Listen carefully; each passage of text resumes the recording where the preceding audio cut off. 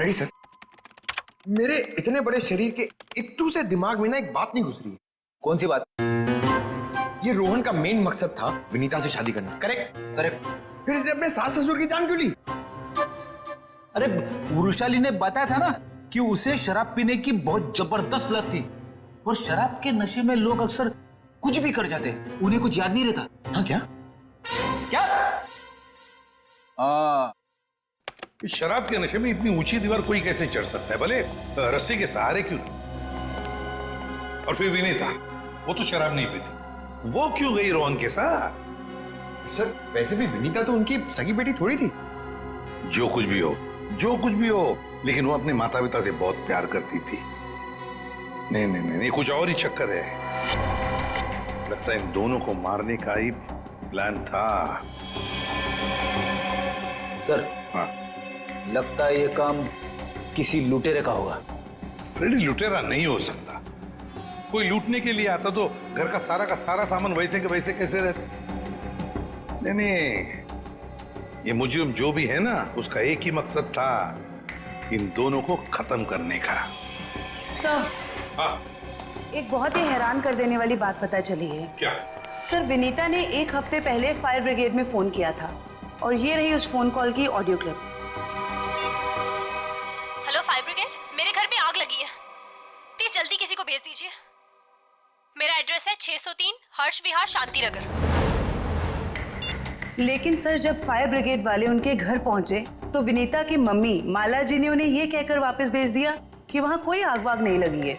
हाँ, उसके घर में तो कोई आग लगने का निशान भी नहीं मिला। अरे झूठ क्यों कहा उसने? यही बात तो समझ में नहीं आ रही। फायर ब्रिगेड वाले ने खुद देखा था स्टोर रूम से धुआं निकलते हुए। उसने अंदर जाना भी चाहा, लेकिन माला जी ने उसे रोक दिया। माला जी ने फायर ब्रिगेड वाले को अंदर जाने से रोक दिया? क्यों? कुछ और ही चक्कर है।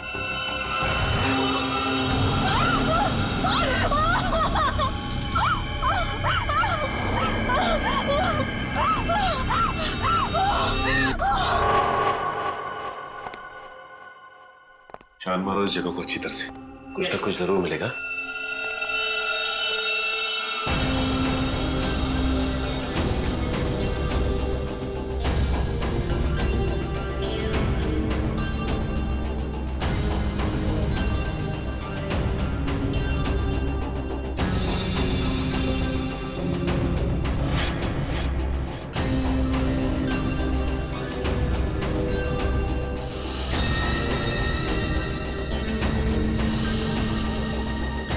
ये क्या?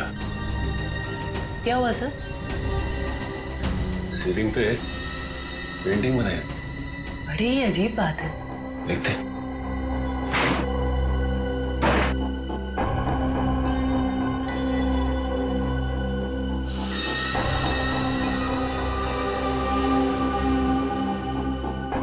ये क्या? ये तो लगता है धुएं से बना हुआ निशान है, जलने की वजह से। मतलब सर, फायर ब्रिगेड वाला सही कह रहा था, यहाँ पे आग तो जरूर लगी है।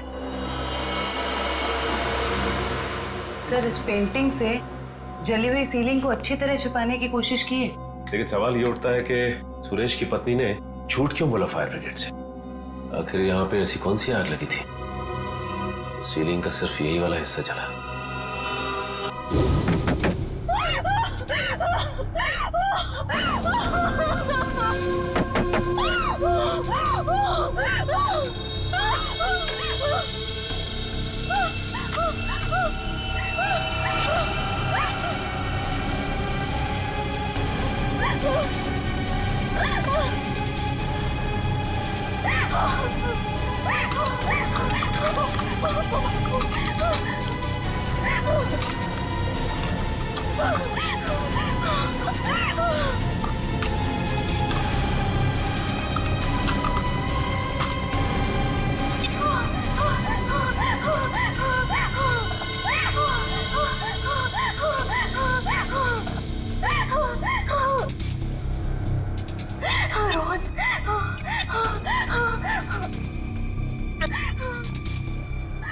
रोहन फोन क्यों नहीं उठा रहा?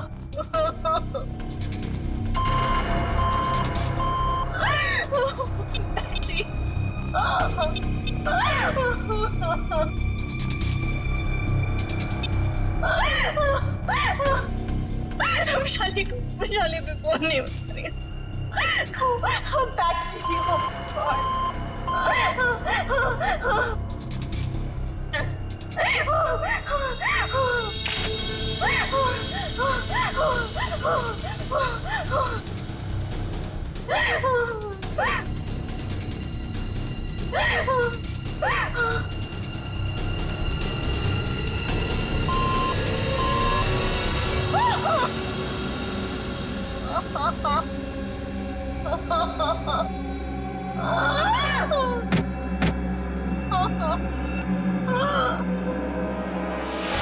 बस मौत रात को 1 बजे से 3 बजे के बीच में हुई है।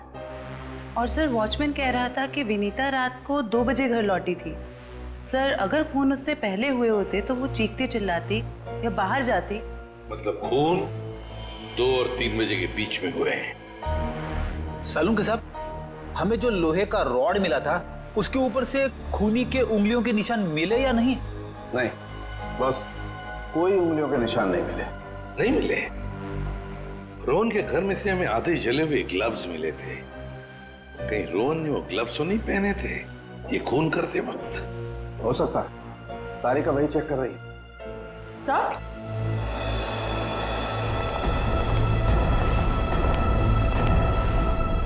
सर ये खास किस्म का सॉल्यूशन है, इकोडेल्पाइट नाम। अगर मैं इस सॉल्यूशन को इन दस्तानों पर डालूं तो इन दस्तानों पर जो कुछ भी लगा हुआ होगा वो अलग हो जाएगा। अरे वाह, फॉरेंसिक टेक्नोलॉजी कहां से कहां पहुंच गई है।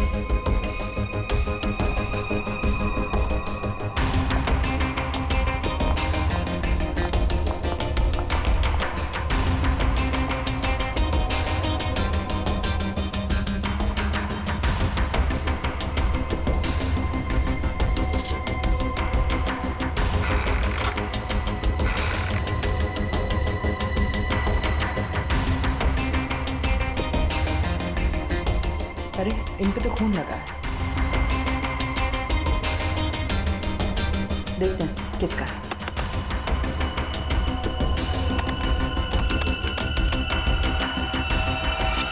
पॉजिटिव सर, ये खून मिस्टर एंड मिसेस सुरेश का ही है। मतलब सर ये खून रोहन ने ही किया है? एक मिनट बोलो।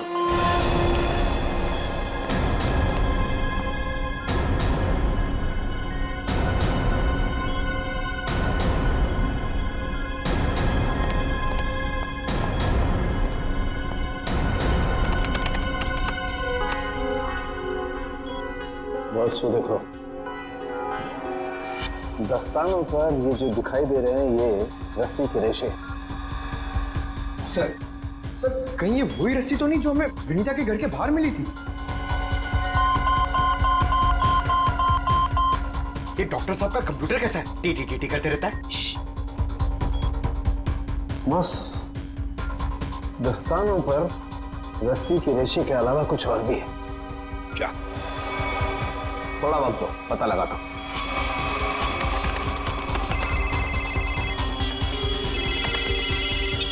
हाँ श्रेया, ठीक है। क्या? सर विनीता का फोन थोड़ी देर के लिए ऑन हुआ था, उसके घर के बिल्कुल करीब। और सर उसने सोशल नेटवर्किंग साइट पे अपने दोस्त को एक SOS मैसेज भी भेजा है। श्रेया मुझे लिंक अभी भेज रही है सर, ये देखिए सर। मैं घुटन से मर रही हूं, प्लीज मुझे बचाओ। Vinita, my God.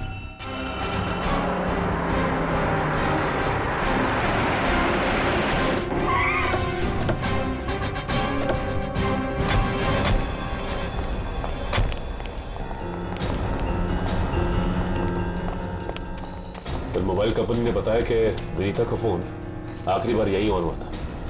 इस घने जंगल में नेटवर्क मिला, यही बड़ी बात है। जरा देखो आसपास।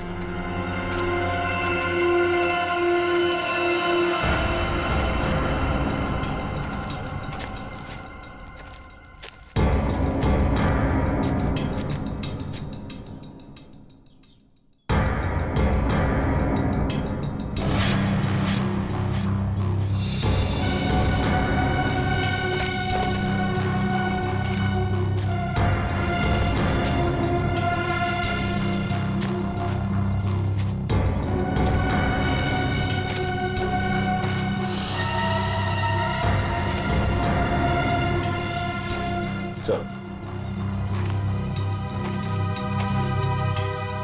सामने एक झोपड़ी दिखाई दे रही है।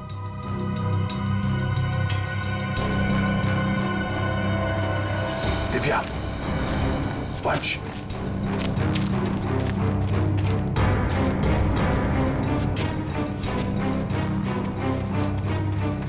चौकन्ने रहना।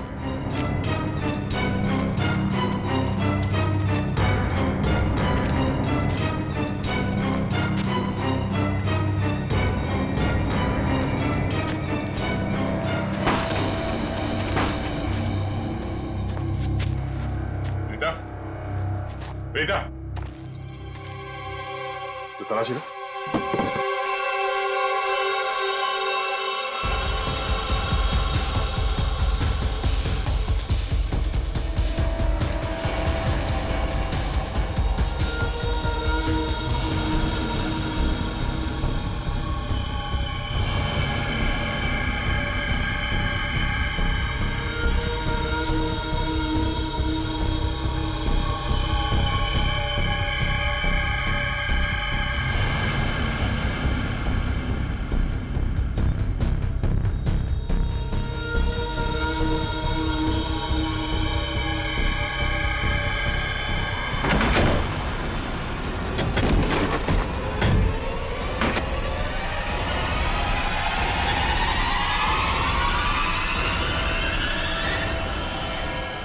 तो ये तो रोहन है।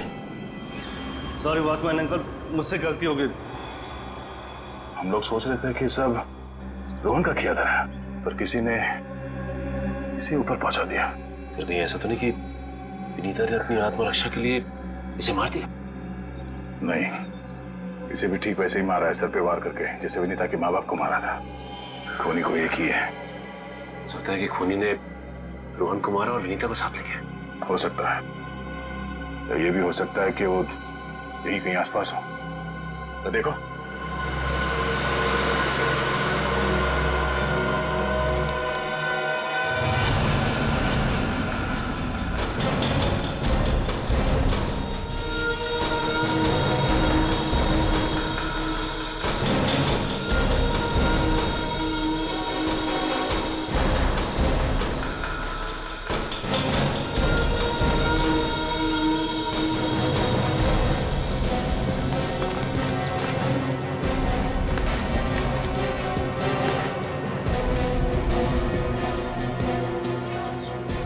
सर आसपास भी कुछ नहीं मिला।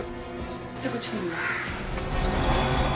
सर ये देखिए, फावड़ा और कुदाल।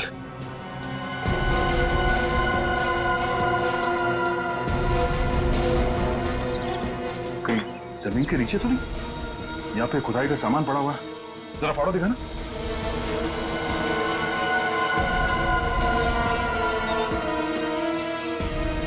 इस फावड़े पे गीली मिट्टी लगी हुई, पता।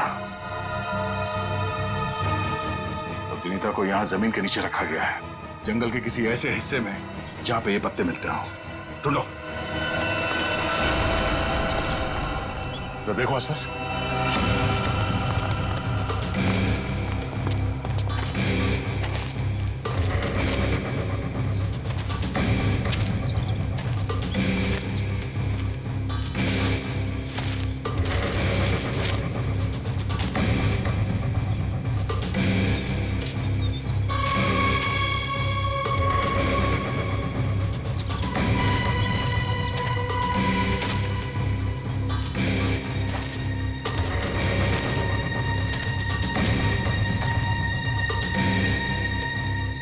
सचिन, वंश, दिव्या, ये देखो, लगता है हाल फिलहाल में यहाँ खुदाई हुई है। वंश, खुदाई का औजार लिया जल्दी। सर।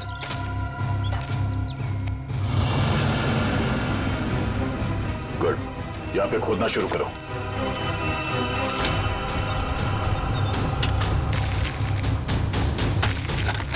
एक मिनट हट जाओ।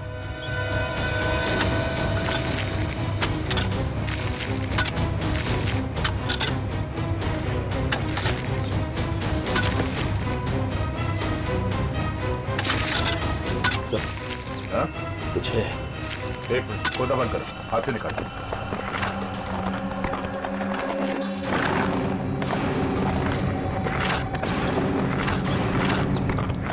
तो इसके अंदर तो नहीं?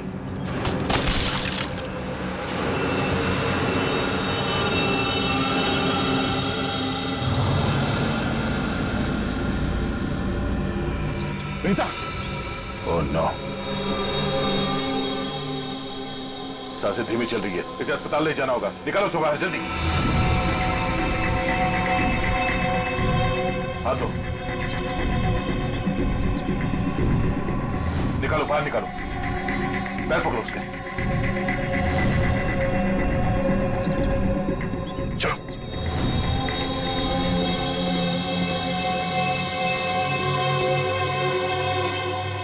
इतना समय बीत गया है, पता नहीं किस हाल में होगी विनीता। हम तो वक्त रहते उसे यहाँ ले आए, उम्मीद तो यही है कि वो ठीक हो जाएगी। ठीक भी हो जाएगी तो भी रोहन की मौत और उसके माँ बाप की मौत का सदमा पता नहीं बर्दाश्त कर पाएगी कि नहीं। मैं हमेशा कहता हूँ कि सीआईडी में सबसे मुश्किल काम यही है, किसी को किसी अपने की मौत की खबर देना। हाँ डॉक्टर साहब, कैसी है विनीता? अब खतरे से बाहर है, उन्हें होश आ गया। गुड, हम उनसे बात कर सकते हैं? हाँ बात कर सकते हैं, लेकिन वो काफी तनाव में, बहुत देर तक कम ऑक्सीजन में रहने की वजह से फिलहाल बहुत ज्यादा कमजोर है वो। थोड़ा संभाल के ध्यान रखिएगा इस बात का। ठीक है, हम इस बात का ख्याल रखेंगे। Thank you. चलो।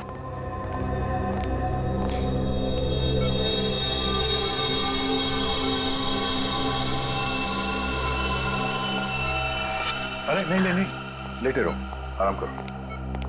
Thank you sir. डॉक्टर ने बताया कि आप लोगों ने मेरी जान बचाई। अरे हम तो बस एक जरिया थे, जान बचाने वाला तो वो है। ये ऊपर वाले की भी मुझे समझ नहीं आती। जब उसने मेरी जान बचाई तो मेरे मम्मी पापा की जान भी बचा लेते। तो तुम्हें अपने माता पिता के मर्डर के बारे में पता है? हाँ जी सर, जिस वक्त ये सब हुआ मैं नीचे हॉल में रोहन से फोन पे बात कर रही थी, तभी मैंने कुछ आवाजें सुनी। फिर क्या हुआ? और जैसे ही मैं दौड़ के ऊपर गई तो किसी ने मुझे क्लोरोफॉर्म सुंघा दिया, लेकिन मैं पूरी तरह से बेहोश नहीं हुई थी। और किसी ने मेरी आंखों के सामने मेरे मम्मी पापा का खून कर दिया। सर, जिस किसी ने भी मुझे दोबारा अनाथ किया है, आप प्लीज उसे छोड़िएगा मत। उसे फांसी होनी चाहिए, फांसी। बिल्कुल, तुम्हारे माता पिता और रोहन के खूनी को हम। क्या रोहन का भी खून हो गया? अब मैं किसके सहारे जीऊंगी? प्लीज सर, संभालिए अपने आप को, प्लीज। अच्छा ये बताइए कि आपको कब पता लगा कि आप उस बॉक्स के अंदर बंद हैं? जब मेरी आंखें खुली तो मैं एक घुटन भरे बक्से में थी। मुझे नहीं पता था कि किसी ने मुझे जिंदा दफन कर दिया। अच्छा विनीता, उनमें से किसी का चेहरा देखा था तुमने? नहीं सर। ठीक है। डॉक्टर साहब, दया, वो जो रस्सी है, उस रस्सी पर मुझे भेड़ का बाल मिला है। उस रस्सी पे भेड़ का बाल मिला? हाँ दया, भेड़ का बाल। और भेड़ भी ऐसी वैसी नहीं, हिमालय पर रहने वाली भेड़। ओह, मतलब वो रस्सी किसी ऐसे आदमी का है जो हिमालय पर्वत के आसपास जाके आया है या फिर वहीं का रहने वाला है? बिल्कुल बिल्कुल। ठीक है डॉक्टर साहब, मैं आपसे बाद में बात करता हूँ। ओके। अच्छा हाँ दया, विनीता कैसी है? ठीक है, होश आ गया उसे। गुड गुड, चलो ठीक है फिर, बाय। Okay sir. विनीता, ये बताओ कि तुम्हारे आसपास में कोई ऐसा आदमी है जो हाल ही में हिमालय जाके आया था क्या, या फिर वहीं का रहने वाला हो जो यहाँ पे आया हो? सिर्फ हिमालय पे नहीं, नेपाल भी गए थे मम्मी पापा। अच्छा, कब की बात है? 1 महीने पहले की। वो खुद से वहां गए थे या ये ट्रैवल एजेंट के जरिए टूर पैकेज में? टूर बुक करवाया था सर। इससे उनके पैसे भी बच जाते थे और उनके नए दोस्त भी बन जाते थे, लेकिन उन्हें नहीं पता था कि ये टूर उनकी जिंदगी का आखिरी टूर होगा। संभालो अपने आप को। रीता, हमें उस ट्रैवल एजेंट का नंबर चाहिए। सर, विनीता के माता पिता के साथ जितने भी लोग नेपाल गए थे उन सभी से पूछताछ कर लिए। तो क्या पता चला? सर, नेपाल में एक अनाथ आश्रम है।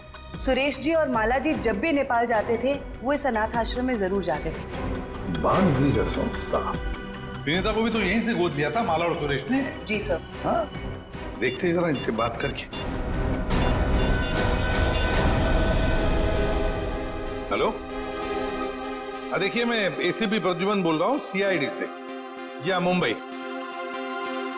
अच्छा देखिए, मुझे माला और सुरेश के बारे में कुछ इंफॉर्मेशन चाहिए। हाँ हाँ, वो 1 महीने पहले आपके यहाँ आए थे ना? अच्छा अच्छा, तो प्लीज एक काम करेंगे आप, वो फोटोग्राफ्स हमारे सीआईडी के वेबसाइट पर मुझे भेज देंगे आप? Okay, thank you. क्या हुआ सर, किसकी तस्वीरें मंगवाई आपने? विनीता को गोद लेने से पहले सुरेश और माला ने इसी अनाथ आश्रम से 1 साल पहले एक लड़के को गोद लिया था, गोविंद नाम में। गोविंद, लगता है फोटोग्राफ्स आ गए।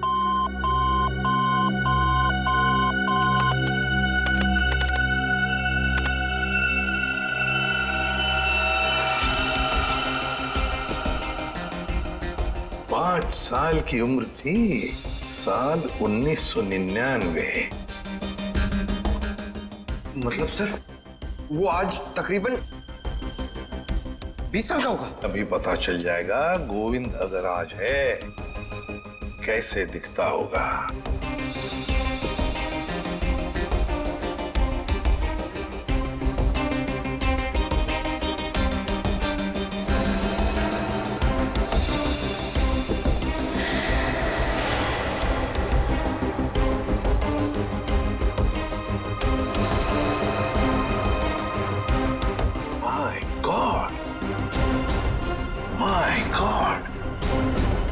ये गोविंद है।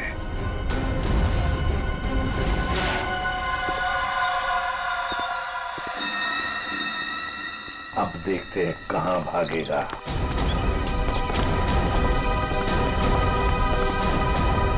ठीक है सर, हमें देख के अंदर भाग गया है। जब गीदड़ की मौत आती है तो वो शहर की तरफ भागता है, मगर ये तो अंदर भाग गया। मगर सर, वो अंदर की तरफ क्यों भागा? वो तो पकड़ा जाएगा।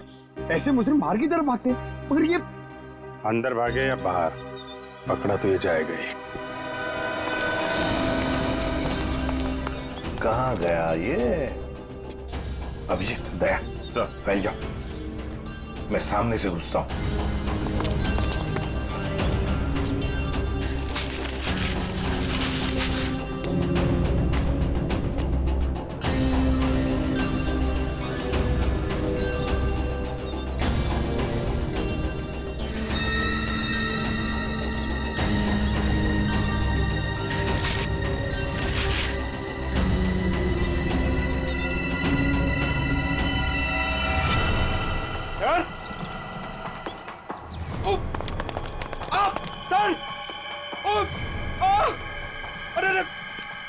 क्या हुआ? सर खुजली हो रही है सर। अरे खुजली कहां से होने लगी तुम्हें? सर बहुत तेज खुजली हो रही है सर। ये झाड़ की वजह से। अभिजीत, क्या हुआ इसे? सर सर, ये प्लांट ये बहुत गड़बड़ है, इसकी वजह से इसको खुजली हो रही है। एक मिनट, अरे जल्दी हॉस्पिटल ले जाओ। कुछ नहीं होगा, आ जाओ आराम से, संभाल के। तो जानबूझकर हमें यहाँ अंदर बुलवा लिया है।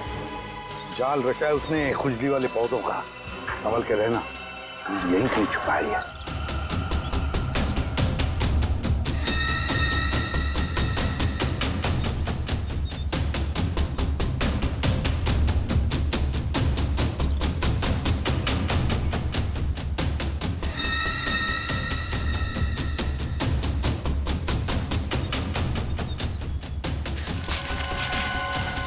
हाँ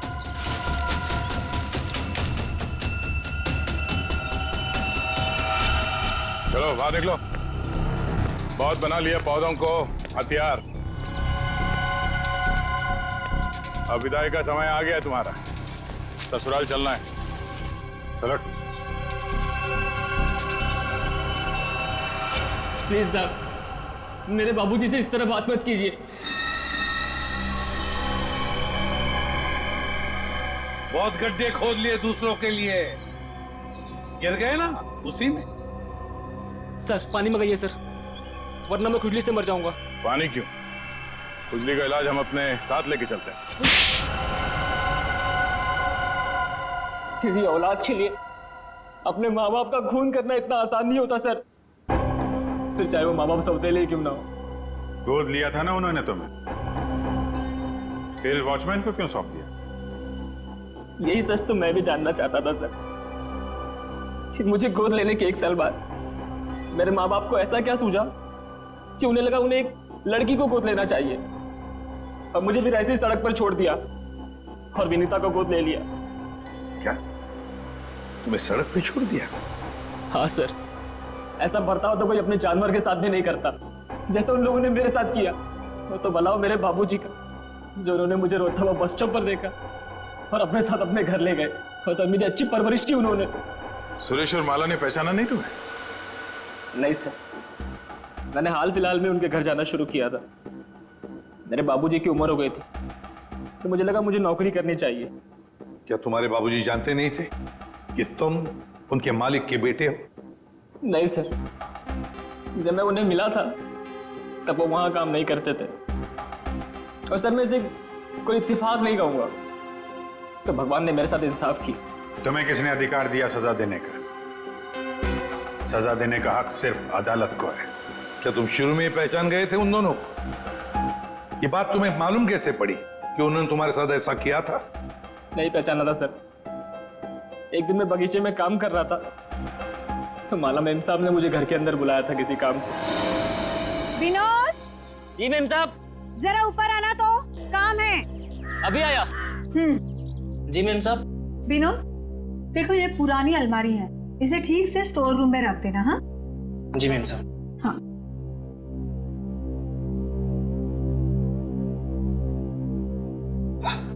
क्या हुआ विनोद, बहुत भारी है क्या? बहुत ज्यादा भारी मैम साहब। एक काम करता हूँ, इसमें से कुछ सामान बाहर निकाल लेता हूँ। मगर निकाला हुआ सामान फिर से रख देना अंदर। हाँ जी मैम साहब। हाँ।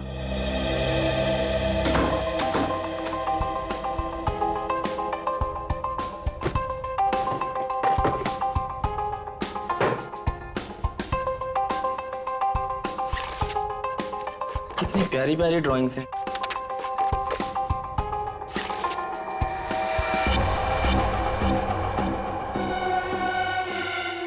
ये तस्वीर तो मेरे बचपन की है। इसका मतलब साहब और मेम साहब ने मुझे गोद लिया था। विनोद, कितनी देर, जल्दी करो। जी मेम साहब, बस हो गया।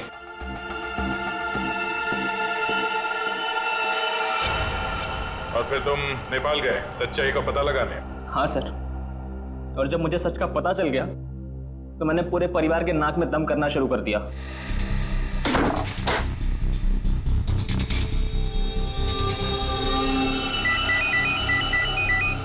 किसका फोन है? हेलो हेलो, अरे जवाब क्यों नहीं दे रहे हो? हेलो, कौन है? ऐसा क्यों किया? कौन बोल रहा है? आपका बेटा। बेटा? क्या? बताइए, ऐसा क्यों किया? मुझे अपना बनाकर फिर से अनाथ क्यों कर दिया? देखो, ऐसी बातें फोन पर नहीं होती हैं। आमने सामने मिलो, फिर बैठ के बात करते हैं। बताइए कहाँ मिलना है? मेरे घर। ठीक है, पहुंच गया।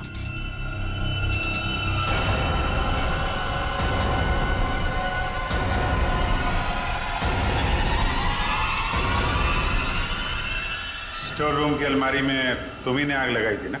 हाँ सर, और माला जी नहीं चाहती थी कि उनकी सच्चाई दुनिया को मालूम पड़े और समाज में उनकी बेइज्जती हो, इसीलिए फायर ब्रिगेड को भी उन्होंने वापस भिजवा दिया।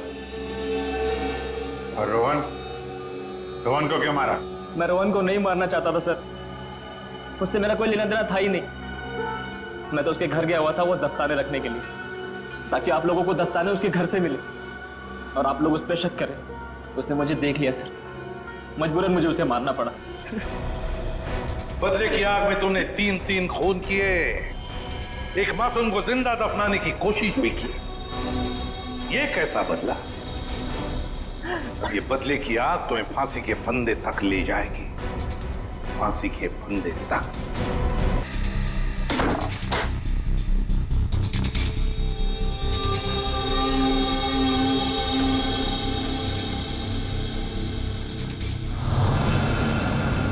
मुझे अपना के मुझे फिर से पराया क्यों कर दिया माँ?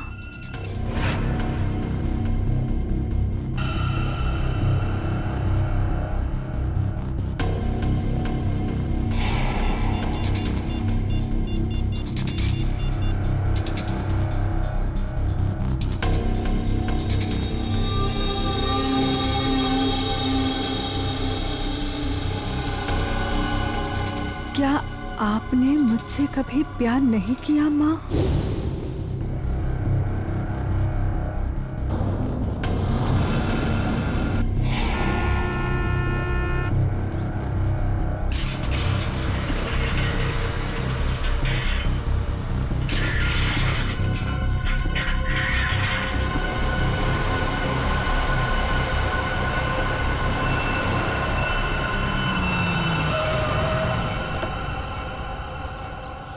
नमस्ते मैडम जी।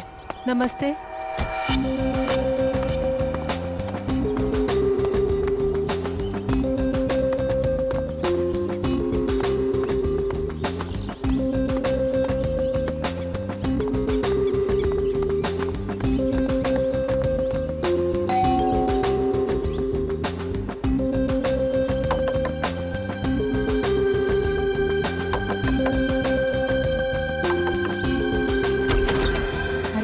दरवाजा कैसे खुला है?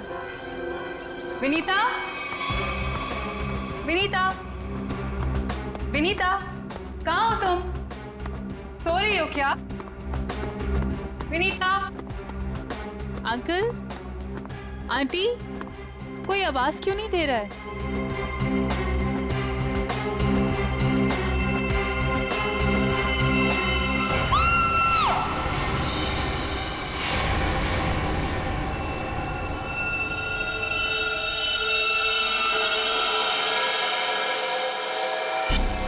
काफी खून बहा है सिर से, लगता है किसी भारी चीज से मारा गया है। सर बाथरूम में ये लोहे का रॉड मिला है सर, इस पे ताजे खून के धब्बे हैं। हो सकता है इन दोनों को मारने के लिए इस रॉड का इस्तेमाल किया गया है। उंगलियों के निशान मिल सकते हैं इस पे, संभाल कर रख दो।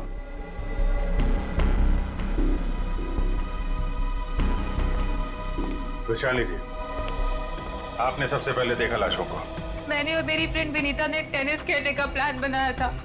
जब मैं यहाँ आई तो विनीता मुझे नहीं मिली और अंकल आंटी की लाश। लाश के आसपास किसी को देखा था? यहाँ पे कोई नहीं था।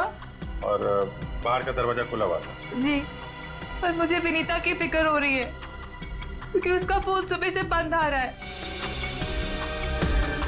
विनीता की फोटो है आपके पास? फोटो तो ये रही। वंश सर, ये फोटो सब चेक ना किया और पुलिस स्टेशन में भेजो, इसकी जान को खतरा हो सकता है। सर। और आप हैं यहाँ के वॉचमैन। वॉचमैन का मतलब समझते हो? घर का रखवाला। ये रखवाली की तुमने अपने मालिक और मालकिन की? कैसे कहूँ साहब, अब तो ये बोझ पूरी जिंदगी मेरी आत्मा पर रहने वाला। तुम्हारे रहते हुए खूनी अंदर आया तो आया कैसे? ये बात तो मेरे लिए भी पहेली बनी हुई है। ऐसी पहेली सुलझाना सीआईडी को अच्छी तरीके से आता है। प्लीज साहब, मेरे बाबूजी से इस तरह बात मत कीजिए, ये दिल के मरीज है और अगर इन्हें कुछ हो गया तो मेरा क्या होगा? चुप कर, माफ करना साहब, मेरा बेटा है, मुझसे बहुत प्यार करता है। चल जा, बाहर जाके बैठ। कल रात विनीता घर पे थी? हाँ साहब, वो घर पे ही थी, मगर रात को देर से आई थी। 2 बजे घर पे आई थी वो। और वैशाली जी, आप कितने बजे आए? सुबह 8 बजे। मतलब विनीता यहाँ से रात 2 बजे से सुबह 8 बजे के बीच में गई है? नहीं गई साहब। नहीं गई है तो घर पे कहाँ है? तुम ड्यूटी पे कितने बजे सो रहे थे ये बताओ। नहीं साहब, हम बिल्कुल नहीं सोए। सोने की बात तो दूर, हमने सेकंड की झपकी भी नहीं ली। तो क्या वो खूनी आसमान से उड़ के इस घर में आया? हाँ? तो चलिए एक बात बताओ, विनीता के परिवार वालों की किसी से कोई दुश्मनी थी? मुझे इस बारे में कुछ नहीं पता। अच्छा, विनीता के बारे में आप हमें और क्या बता सकती हैं? विनीता मुझसे अपने सारे सुख दुख बांटती थी, बस उसे अपने अनाथ होने की हीन भावना महसूस होती रहती थी। एक मिनट, आपने कहा कि विनीता अनाथ है? अंकल आंटी ने उसे गोद ले रखा था। अच्छा, विनीता का सुरेश जी और उनकी पत्नी के साथ कैसा संबंध था? बहुत अच्छा था, जैसे कि उसके सगे माँ बाप हो। पर विनीता से वो एक ही बात से नाराज होते थे। कौन सी बात? रोहन। ये रोहन कौन है? वो सुरेश अंकल के दोस्त धनराज जी का बेटा था। उससे विनीता बहुत प्यार करती थी, पर इन्हें ये रिश्ता जरा भी मंजूर नहीं था। रोहन ठीक आदमी नहीं था क्या? एक नंबर का शराबी। उसकी शराब पीने की लत की वजह से उसके माँ बाप ने उसे जायदाद से बेदखल कर दिया था। शराब पीने के बाद उसे कुछ भी होश नहीं रहता। एक बार तो उसने मेरे सामने इतना बड़ा ड्रामा क्रिएट किया था। विनीता, दरवाजा खोलो, खोलो दरवाजा। मैंने कहा दरवाजा खोलो वरना मैं दरवाजा तोड़ दूंगा। रोहन, मैं तुमसे अभी कोई बात नहीं कर सकती, प्लीज चले जाओ यहाँ से। मुझे अभी बात करनी है, मुझे इसी वक्त बात करनी है। खोलो दरवाजा, खोलो। साहब, बिटिया ने मना किया ना, वो आपसे नहीं मिलना चाहती है। आप जाइए यहाँ से। विनीता, ये क्या कर रही हो? दरवाजा मत खोलो। मुझसे इस तरह से बात करने वाला चला। हाँ विनीता, तो तुम्हारे पापा एकदम सही कह रहे हैं। अभी वो होश में नहीं है, दरवाजा मत खोलना। और अच्छे से समझा दे कि दोबारा मुझसे पंगा ना ले। हट। विनीता, ये क्या ड्रामा लगा रखा है रोहन? चलो, अभी चलो यहाँ से। अरे, और माफी मांगो इनसे। सॉरी वॉचमैन अंकल, मुझसे गलती हो गई। ये मेरी बदतमीजी की कीमत। दारू पी के तुम कुछ भी करते हो ना, कुछ भी बकते हो। चलो यहाँ से। चलो रोहन। हो सकता है इस रोहन ने शराब के नशे में आके सुरेश जी और उनकी पत्नी का खून कर दिया, और फिर विनीता को अपने साथ लेकर चला गया। इस रोहन का नंबर है आपके पास? हाँ, नंबर तो है मेरे पास। 198234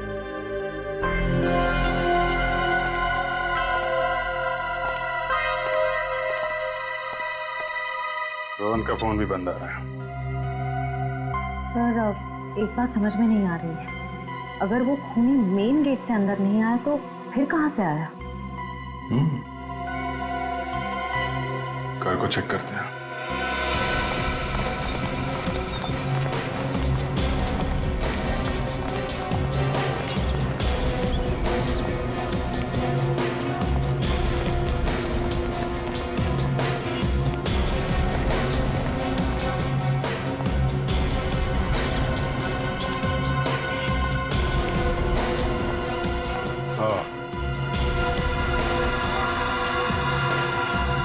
ये देखा?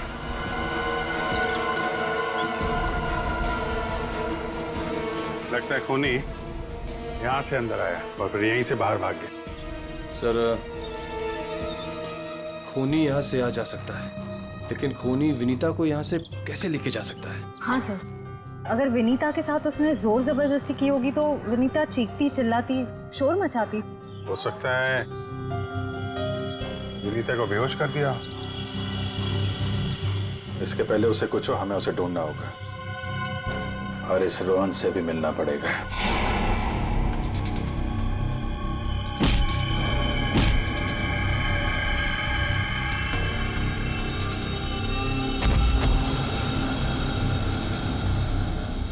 सर, अभिजीत सर ने रोहन का यही का पता बताया।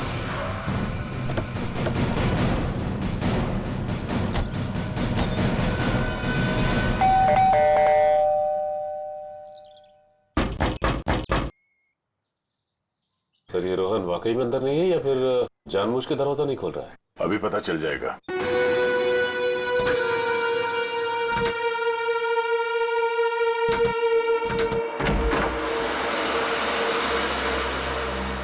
हो सकता है उसने विनीता को यहीं कहीं छुपा के रखा हो।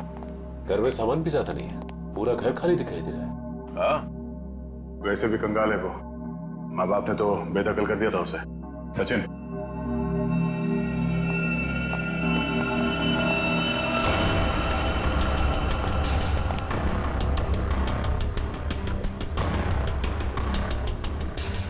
सर, यहाँ तो कोई भी नहीं है, ना ही विनीता और ना ही रोहन। हो सकता है उसने अपना ठिकाना बदल दिया। काम करो, घर की तलाशी लो, कोई ना कोई सुराग जरूर मिलेगा।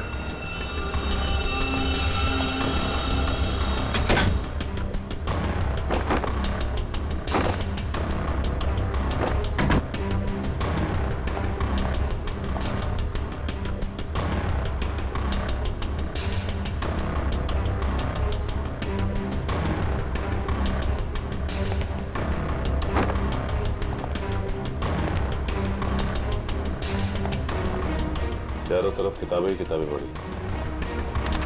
लगता है इस रोहन को किताबें पढ़ने का बहुत शौक था। नजरिया बदलिए, बहुत अच्छी किताब है ये।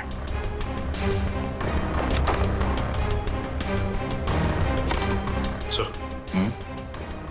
ये देखिए, इस डस्टबिन में ये दस्ताने पड़े थे। लगता है किसी ने अभी भी जलाया। मतलब इन दस्तानों का इस केस से कुछ लेना देना है।